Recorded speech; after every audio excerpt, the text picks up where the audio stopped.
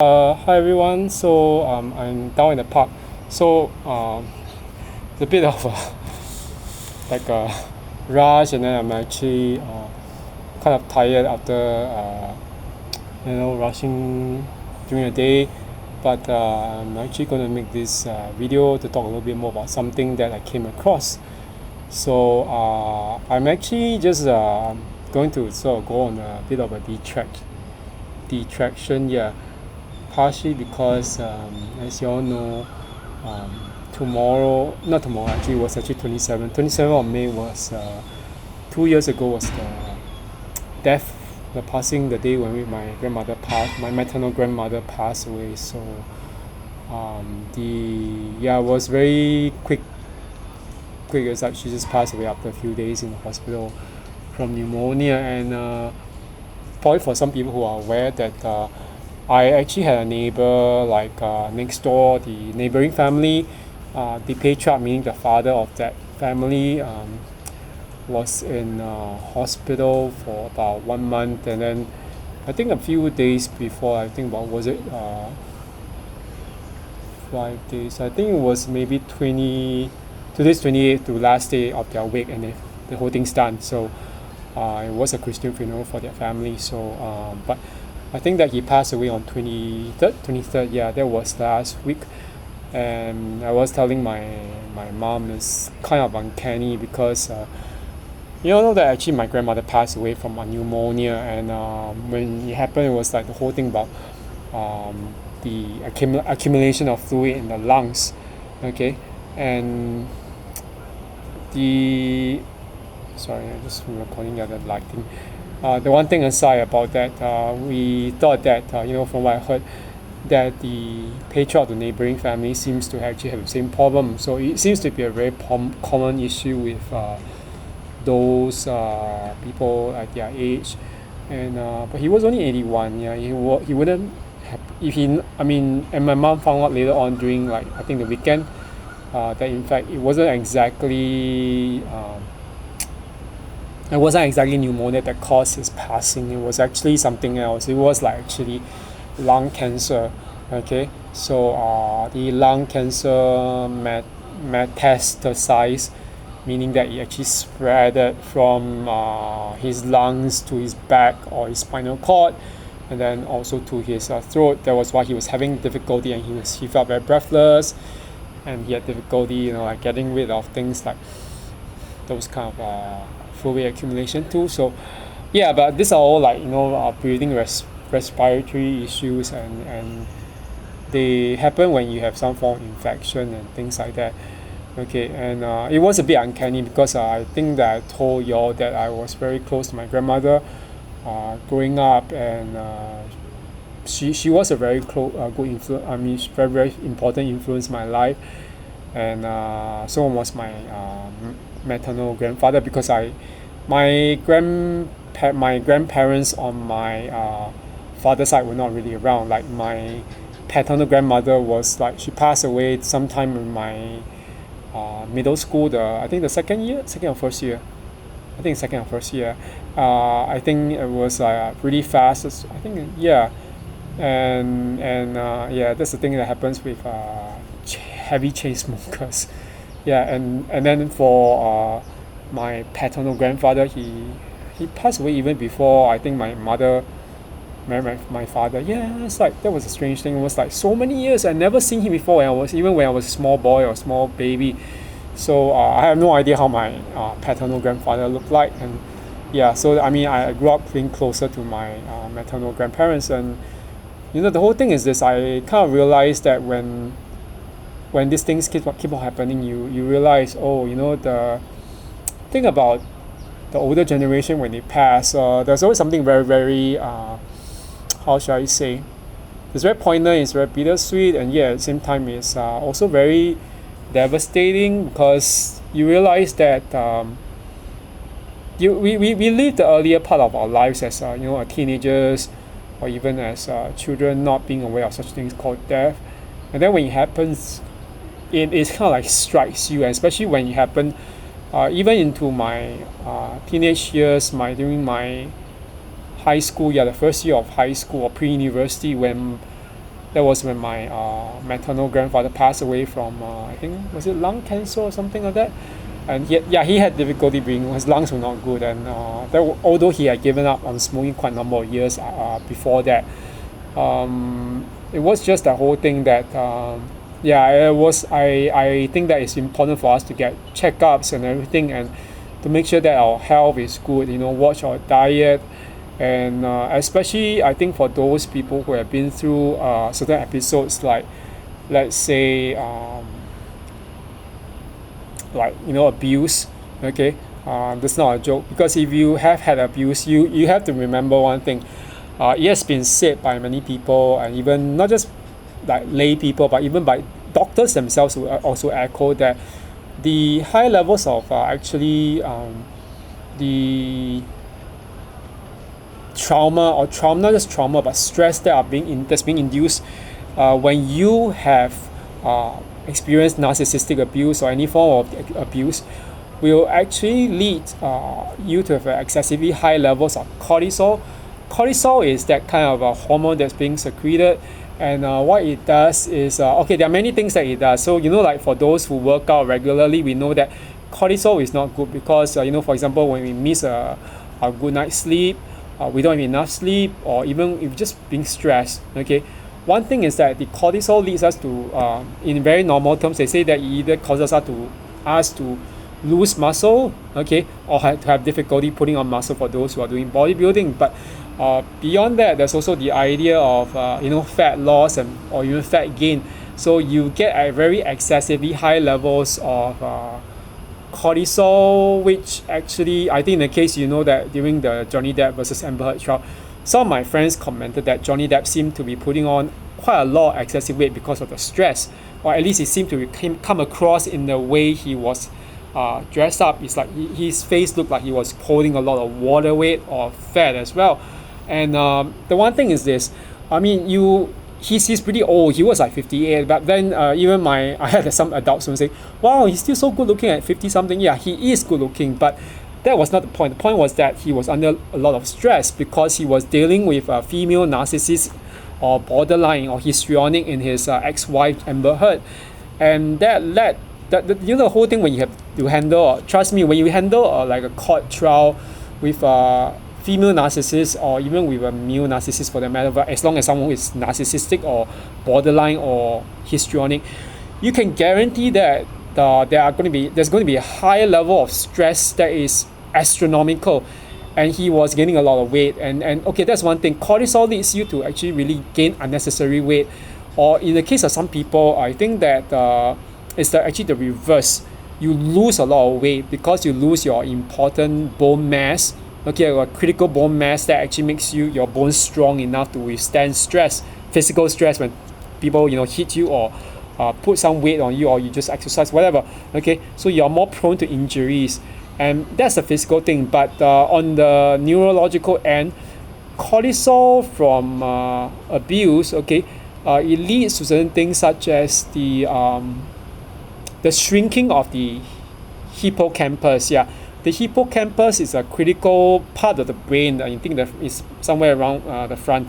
It actually is responsible for what we call the reason, the rationality. So basically, we always wonder, why is it when someone is abused, we always ask, why is it that you don't leave? No, it's not that they don't want to leave, but neurologically they're hampered. The stress from there, only from that kind of abuse or that kind of trauma, whatever it is, leads them to actually behave in such a way. It's a very limiting thing because the hippocampus has essentially shrunk, okay, due to cortisol.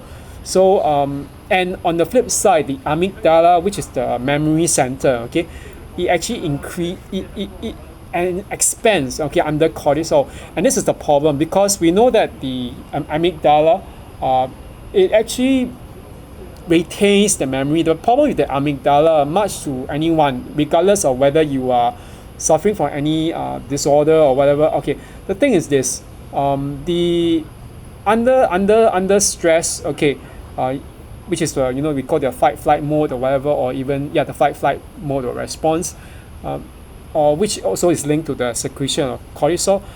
The amygdala doesn't process the trauma or the stressful episode in terms of, oh, this is on the date of blah blah blah. It's not like that. It's actually an eternal, perpetual present, not eternal present, because humans aren't eternal.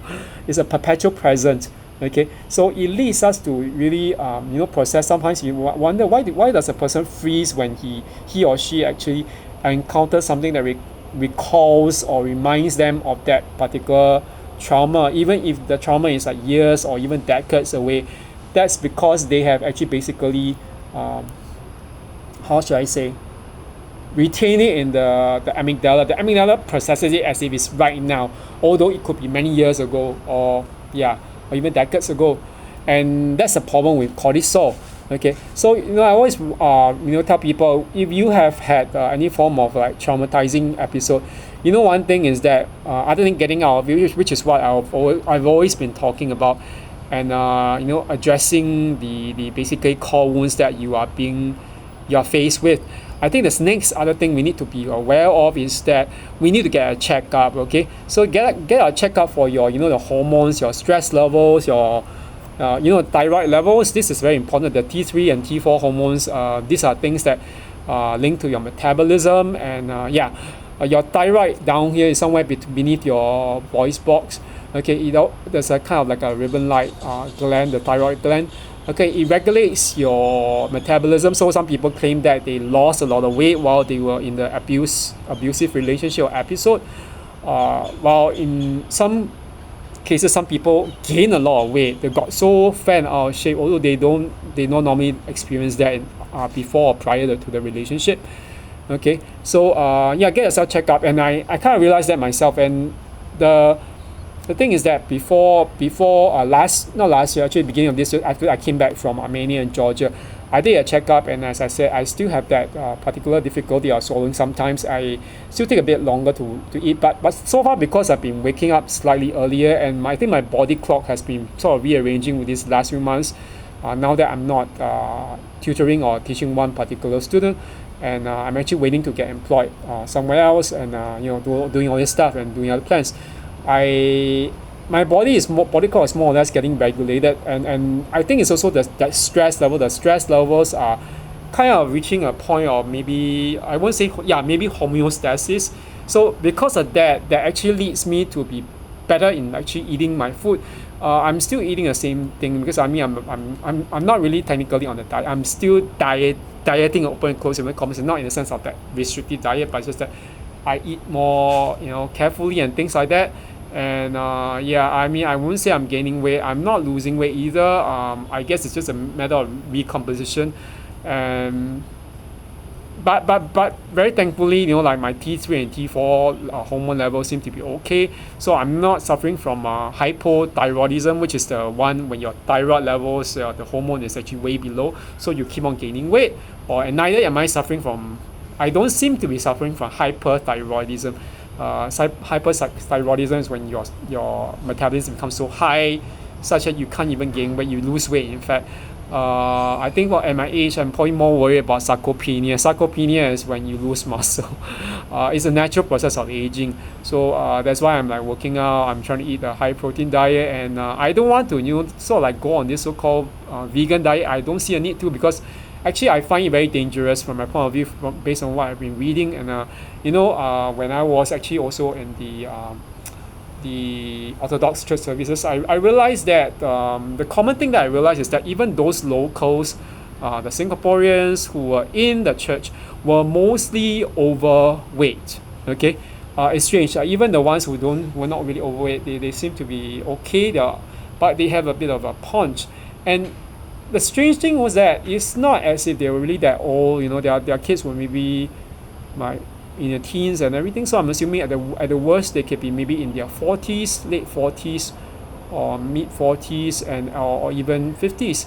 But they just happen to be pretty overweight looking, and the extensive periods of fasting and going on really vegan diets for like months and months.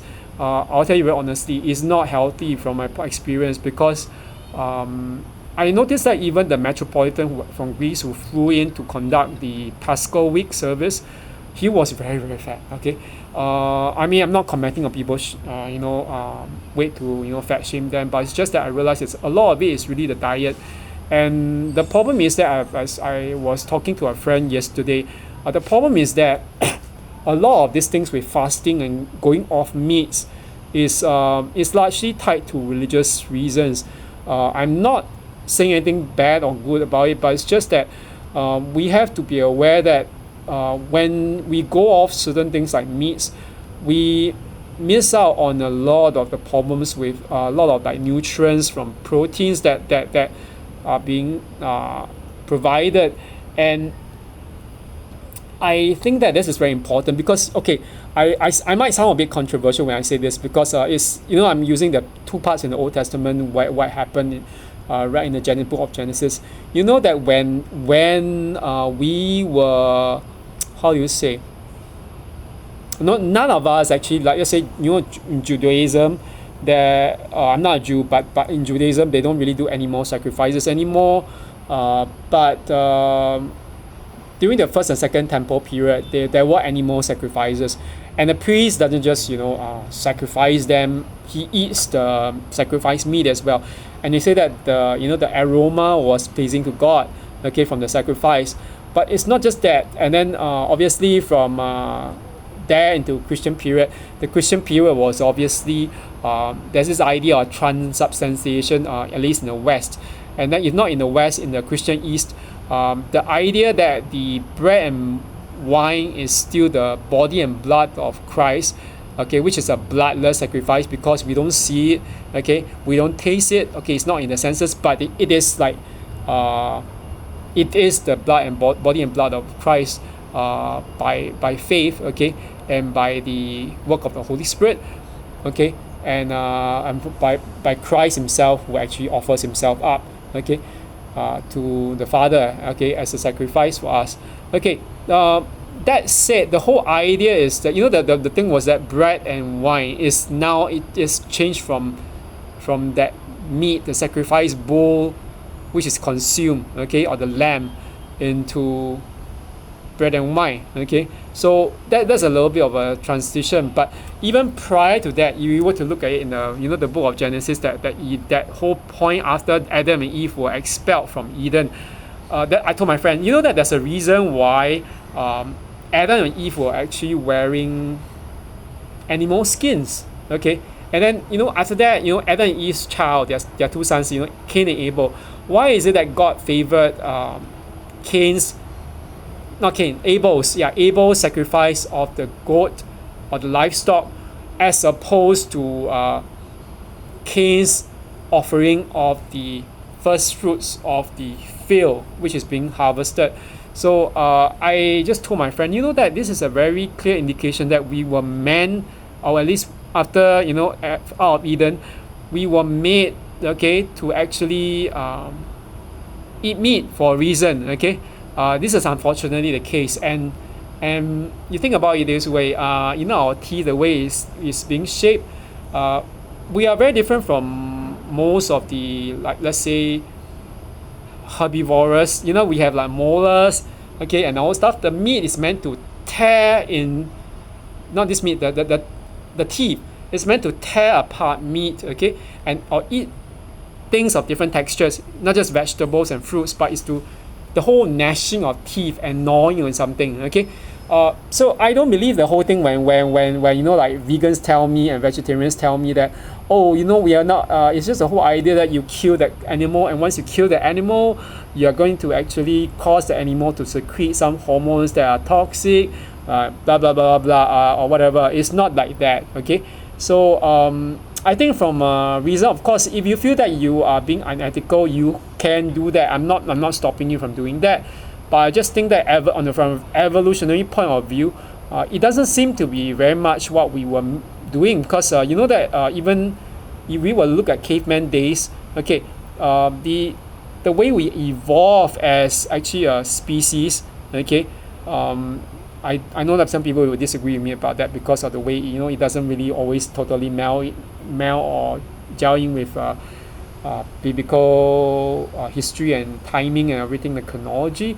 But let's just look that, when we were hunting around, we're moving around, we are nomads. Okay, we just found what we could, we could find, what we forage around. Let's see, we see some grains and not grains, some fruits or plants, and we saw it there and we just ate it if it was edible. And then animals, we hunted animals because that those animals were unlike animals now, which are sometimes contaminated by farming. Okay, the animals were wild animals, they were free range animals, they were roaming around, so they're perfectly healthy to actually cook and eat. Okay, so it's very different. So you realize that it's actually the whole result of this industrial revolution, where man started shifting into the farming model. Okay, that we started having problems with, like, let's say the poultry products that we have, they are all being harvested on reared. The chickens and their eggs are being reared and processed or produced in those very enclosed coops, COOPS, coops. Okay, which are so congested, and because of that, it's not even a very healthy surroundings, and the chickens are not healthy. They are kind of emaciated. Okay, as you can tell. Unless you are in the case of organic farming, but of course that's a whole different ball game. But even organic farming, and the thing is this, we're talking like farming itself. There's this movement of organic farming as opposed to farming where you use pesticides, and or even it applies to meat as well, where we have cows which are so-called free of antibiotics and artificial steroids and all that stuff. But I have serious issues with that, partially because I was studying and living in Alberta province back in Canada, and some of my friends from the church that I used to attend there, there was this couple actually. The girl was actually from Rocky Mountain Hill, I think so, one of the towns up north of Calgary. And she told me that sometimes during, when she's free and she's back home for the summer or even during winter, she will help her parents to administer antibiotics, okay, to make sure that the cows don't fall sick and everything.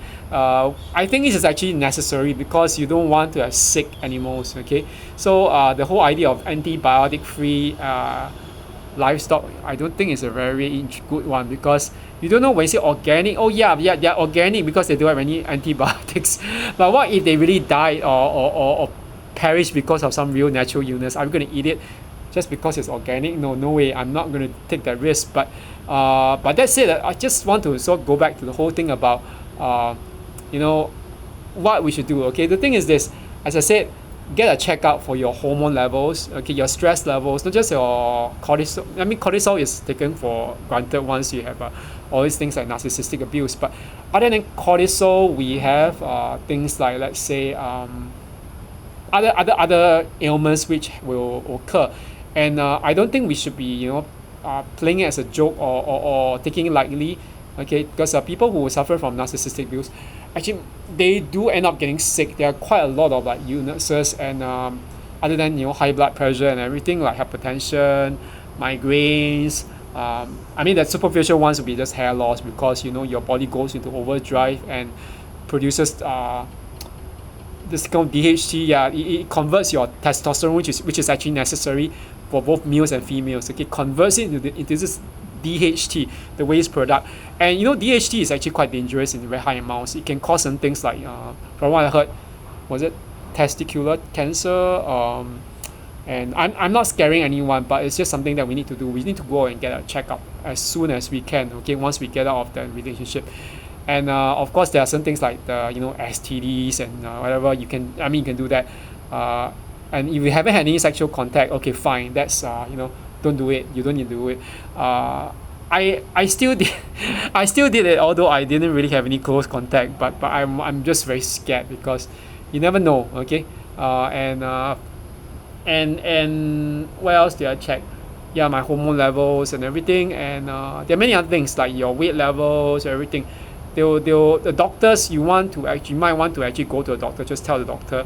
You don't have to say that everything about your relationship, because the doctors are not trained they're not counselors or psychotherapists or psychiatrists. Okay, not necessarily. They are general practitioners, but at least your medical health professional should be able to check for your body, see whether there's any physical ailments, and maybe they can even trace it to that stress or the abuse. Okay, so this is something that I kind of realized, and after my grandmother's passing, and even after this recent passing of a neighbor next door, the patriarch of the family, neighboring family, I kind of realized that it's important to don't take your health for granted.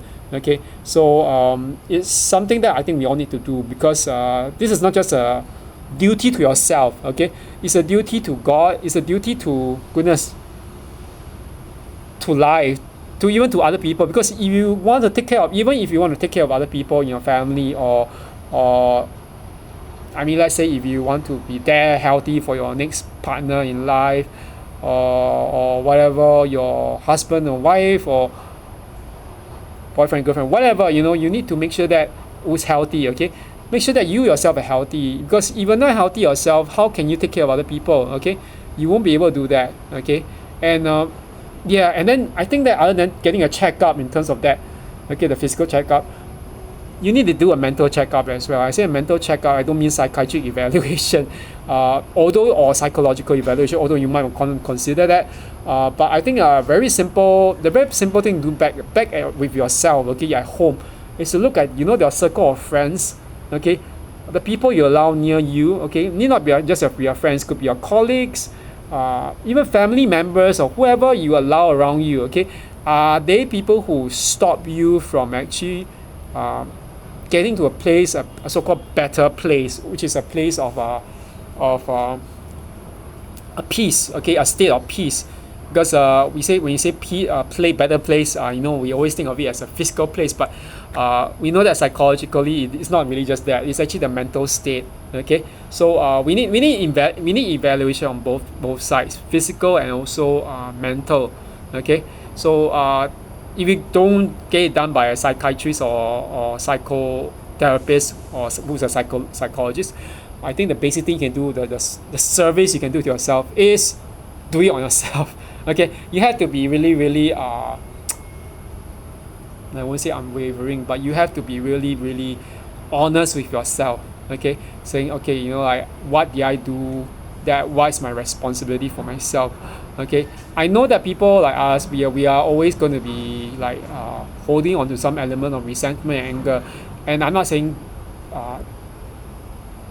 like hold on to it, or let go. I'm not going to say that, but I always recommend letting go eventually. But I know that I can let go. Okay, I don't like people who keep on harping about it, because it's actually going to make you very toxic, and in the long run, it will make you like the narcissist in the long run if you keep holding on to it. But that said, okay, that's something that I think you'll be able to do eventually. It just takes a lot of work. Okay, and for people who refuse to do that, we can't do much about them. They just have their own issues that they have to really work on. But I think we start with ourselves first. Okay, and when you start changing yourself, okay, for the better, not for the worse.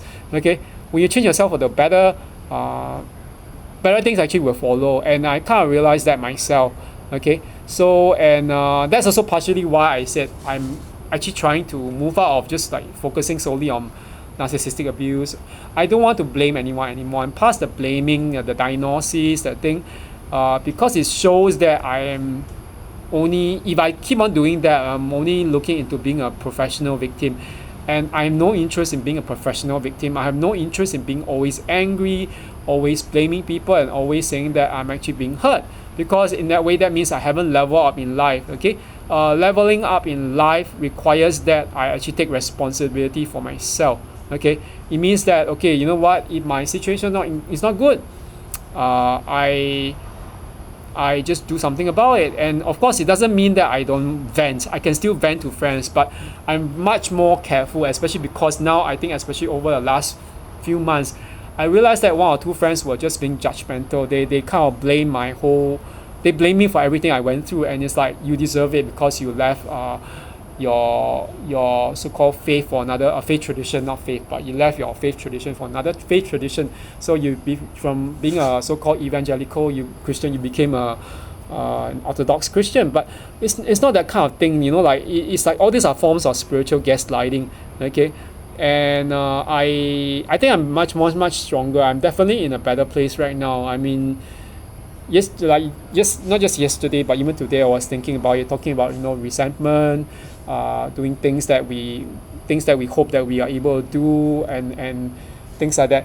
And I don't know how many more years I have to do things that I want to do, like things like I always tell myself I'm going to compete again in Korea. I'm going to compete again in Korea. Not, I mean, I haven't done it before, but I competed before. But this was something that I shelved on aside simply because I wasn't financially stable. I wasn't emotionally stable as well. I was suffering from a lot of depression, anxiety, and stress, and also on top of that, I didn't know about my job and whatever I was doing, and also what I want to do in life. And then on top of that, I also wasn't feeling that I was in the best state. I was so scared of running into people like the narcissists or their circle of friends and flying monkeys and everything. But then when you realize at the end of it all, it's like, how far are you going to put yourself on hold and your life on hold for other people? You can't do that, okay? So it's the kind of responsibility that I have to myself to live the life I want to, even if I don't compete, even if I don't get to the place I want to be, okay, even I end up somewhere or some other state of, sorry, it's the end, so it's getting very muggy and very sticky because of the weather. Okay, but sorry, I'm back to the whole thing. Even if I don't get to where I want to do, I have a responsibility to be happy. I can't just say, oh no, I just give up on life and become the professional victim. I can't be like that, okay? And then I can't make videos complaining all the time, accusing anyone. And I know of one or two content creators who are like that. Then they are pretty toxic, because that what they do is to keep on. I'm named one already, okay, just now in the earlier videos, and what she did was to attack other content creators, and she didn't talk to me anymore because I think she's trying to stonewall me, or she doesn't want to talk to males. But she hates men. I kind of think that it's just very narcissistic to blame all men, but the issue is her issue, and I'm not responsible for the issue. It's just like one friend telling me, you know what, your friend, for that friend of yours who actually is in a so-called cult or a fake church, or church where the narcissistic pastor is actually manipulating her, and then that friend who actually has a sexual attraction to a pastor, and he believes in everything that he says, and everything, just thinking it's like she soaks it up like drinking wine or something from heaven or whatever. Like divine nectar. She soaks it up like divine nectar. So like he said, we are all adults. She's an adult, right? So just leave her be. If she wants to be deceived, she can be deceived, and it's not as if you're gonna like change her mind by doing so. I think that I think most Christians of other traditions would say, you know what, just leave it to God to deal with her accordingly, because she's gonna have to pay the price one day, for believing in someone like that. Okay. Her pastor being a wolf in sheep's clothing and everything. So I kind of realized this, like, stop trying to be responsible for other people, and also stop trying to make other people responsible for us, okay, for you, okay. We are ultimately just responsible for ourselves, okay. That's the way it is, even what I'm telling you right now, you can reject that and say that I'm loony. You can call me a narcissist. Some people try to do that to me. It doesn't really work on me. And now I kind of realize, after like years of therapy and everything, I realized, what, if I were to meet a narcissist again, or encounter those narcissists and the flying monkeys or whatever, you know what, they're not gonna have an effect on me, simply because I live a different life from them all. And I kind of realized this, especially after I came back from Armenia and Georgia. It's not that I might not be in the best place that I want to be, but I'm definitely in a better place compared to them all along. I was in a better place. If not for them, even during a period when I was like so-called struggling in job, whatever, or just after the discard and everything, I could have been traveling very far. If I had all that money, I could have been going to places I wanted to go to, but I placed it all on hold. All because of them, okay? All because of them, okay? They caused me to lose all my money. And when will I stop? That was when I realized, when will I stop being responsible or trying to make people responsible for my happiness? I don't give a damn, okay? I don't give a damn about them, okay? And I don't want to let them affect me anymore, okay? So why should I, and why should we do that, okay? So start by being responsible for ourselves. Go and get a checkup, mental evaluation, and so be responsible for ourselves emotionally and in all other areas of life, okay? I'm rambling here. Okay, I'm gonna make another video about something else, about manipulation and brainwashing and mind control. Uh, Stay tuned for that. Okay, but now this video for now. This is just a personal uh, personal rant or rambling, and also about kind of like retro introspection about what has gone so far, and 2 years from what happened, and I think that it's important to have those kind of moments of introspection, evaluation. Okay, so anyway, I hope everyone has a good night, and yeah, it's very rare that I get some free time, so I'm just very happy. You know, I can come to this park. The park is, yeah, this is the park where I used to grow up as a kid. I still remember my grandmother actually used to bring me and my two sisters here. We still have a lot of those photos, and there's one photo on my table, sitting next to my the photo frame, sitting next to my my religious icons of Christ and the saints, okay, and his mother, okay, the Virgin Mary, and the thing is this, obviously it was a very important moment, a part of my life. I don't think I'll ever forget it, and I know that deep down inside, every time I always still pray for my grandmother's soul, and for the soul of my grandfather, and yeah, so, and other than my family. But I kind of just think that ultimately, everything is this: we have to really just be responsible for ourselves. Okay, so anyway, that's it for now. I'll just log off from this, or just turn off this, and yeah. Okay, have a good one, everyone. Bye bye.